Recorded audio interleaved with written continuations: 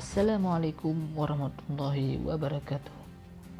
Perkenalkan, nama saya Reza Wahyudi. Saya dari Prodi Ekonomi Syariah ingin mempresentasikan sebuah biografi dari tokoh filsafat yang bernama Socrates. Langsung saja, biografi Socrates.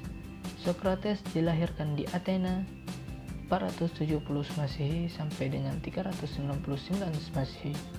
Dia bukan keturunan bangsawan atau orang berkedudukan tinggi, melainkan anak dari seorang pemahat yang bernama Sophronicius dan ibunya seorang bidan yang bernama Phaenerate.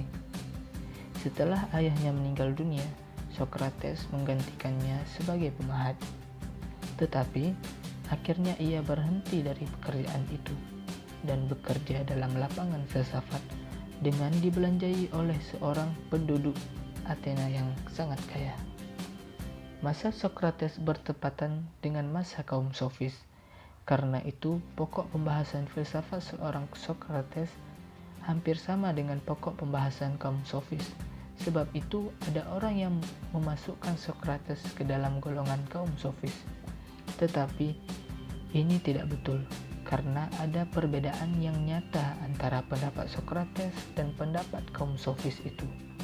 Tetapi dengan sekuat tenaga Socrates menentang ajaran kaum sofis. Ia membela yang benar dan yang baik sebagai nilai objektif yang harus diterima dan dijunjung tinggi oleh semua orang. Dalam sejarah umat manusia, Socrates merupakan contoh istimewa dan selaku filosof yang jujur juga berani. Socrates mempunyai kepribadian yang sabar, rendah hati, yang selalu menyatakan dirinya bodoh. Badannya tidak gagah sebagai biasanya penduduk Athena. Meskipun dia orang yang berilmu, tapi dia dalam memilih orang yang jadi istri bukan dari golongan orang yang pandai.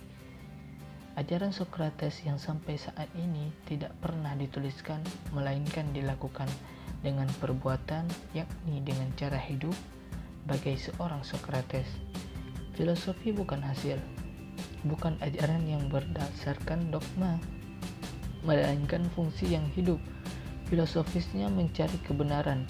Oleh sebab itu, ia pemikir dan ia tidak mengajarkan, melainkan menolong, mengeluarkan apa yang tersimpan dalam jiwa orang. Selanjutnya yaitu pokok-pokok pemikiran Socrates. Secara sistematis, alur pemikiran Socrates dapat digambarkan sebagai berikut.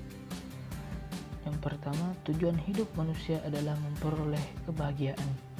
Kebahagiaan itu dapat diperoleh dengan keutamaan. Untuk mengetahui apa dan bagaimana keutamaan, kita harus mengetahui dengan pengetahuan. Jadi keutamaan adalah pengetahuan. Penjabarannya adalah, bagi Socrates, jiwa manusia adalah intisari manusia. Hakikat manusia sebagai pribadi yang bertanggung jawab. Oleh karena itulah manusia wajib mengutamakan kebahagiaan jiwanya. Lebih dari kebahagiaan lahirlah seperti kesehatan dan kekayaan. Jadi, hidup saja tidak cukup, tetapi hidup yang baik adalah bagi jiwa. Jika tujuan hidup baginya adalah bagaimana orang dapat mencapai kebahagiaan, Socrates membuktikan adanya kebenaran objektif itu dengan menggunakan metode yang bersifat praktis dan dijalani melalui percakapan-percakapan, sehingga metode yang digunakannya biasanya disebut metode dialog, karena dialog mempunyai peranan penting dalam menggali kebenaran yang objektif. Contohnya, ketika dia ingin menemukan makna adil, dia bertanya kepada pedagang, prajurit, penguasa, dan guru. Dari semua penjelasan yang diberikan oleh semua lapisan masyarakat itu dapat ditarik sebuah benang merah yang bersifat universal tentang keadilan. Dari sinilah menurut Socrates bahwa kebenaran universal dapat ditemukan. Socrates berpendapat bahwa ajaran dan kehidupan adalah satu dan tak dapat dipisahkan. satu dengan yang lain. Oleh karena itu, dasar dari segala penelitian dan pembahasannya adalah pengujian diri sendiri. Bagi Socrates, pengetahuan yang sangat berharga adalah pengetahuan tentang diri sendiri.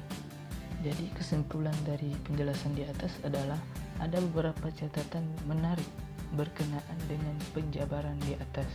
Pertama, walaupun banyak orang merasa kesulitan melihat pemikiran asli Socrates, berhubungan ia tidak menularkan tulisannya, hanya diceritakan oleh murid-muridnya, tetapi dari yang kita tahu, setidaknya Socrates berusaha menjawab dua pertanyaan besar yang kerap mengganggunya.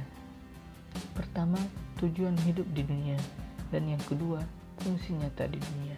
Ideal pemikiran khususnya filsafat dan pengetahuan. Keduanya sudah dijabarkan di atas. Ternyata memang pengetahuan mutlak diperlukan sebagai bekal dan pembuka jalan bagi terwujudnya keutamaan, dan kelak akan mengantarkan manusia pada puncak kemanusiaannya dan kebahagiaan jiwa. Kedua motivasi terbesarnya untuk berkeliling dan menerapkan metode uniknya itu, selain karena ingin mengcounter kaum sofis, juga karena adanya katakanlah tugas profetik dari peramal di Raget Delphi yang cenderung bernuansa monoteistik.